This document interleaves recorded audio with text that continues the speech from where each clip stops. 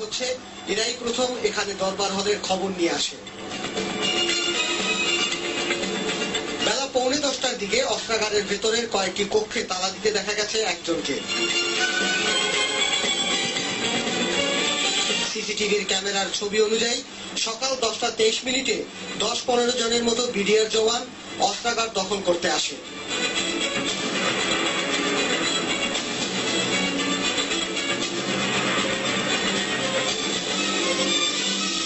এ সময় সেখানকার অনেক বেসামরিক কর্মচারী হাত উঠিয়ে বেরিয়ে আসে।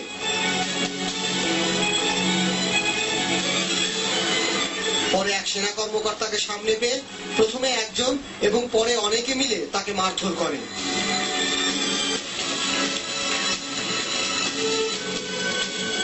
পরে সবাই মিলে তাকে বাইরে নিয়ে যায়।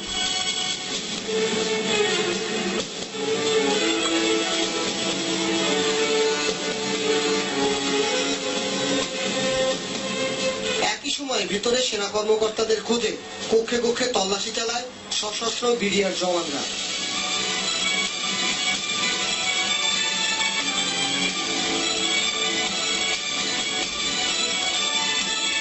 অস্ত্রাগার দখল শেষে জওয়ানরা দলে দলে সেখানে এসে অস্ত্র লুট করতে থাকে। এই ক্যামেরাটি বন্ধ হয়ে যায় 10:49।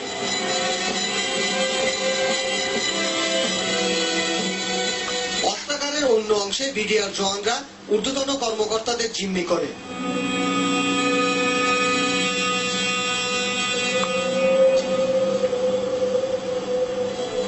এ সময় কেউ বাধা দিলে তার দিকে অস্ত্র তাক করতেও দেখা গেছে সিসি ক্যামেরায়।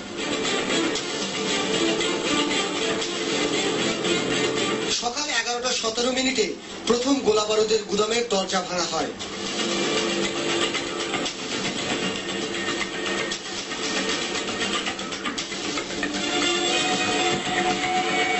পরপর দুটি দরজা ভাঙে তারা।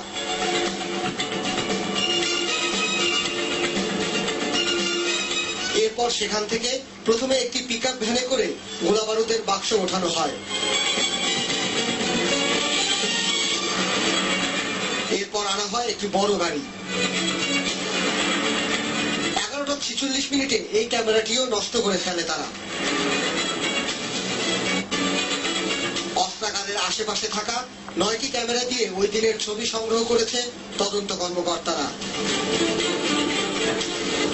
যার মধ্যে কমপক্ষে 5টি দুপুর 12টার মধ্যে বিকল করে দেয়া হয়।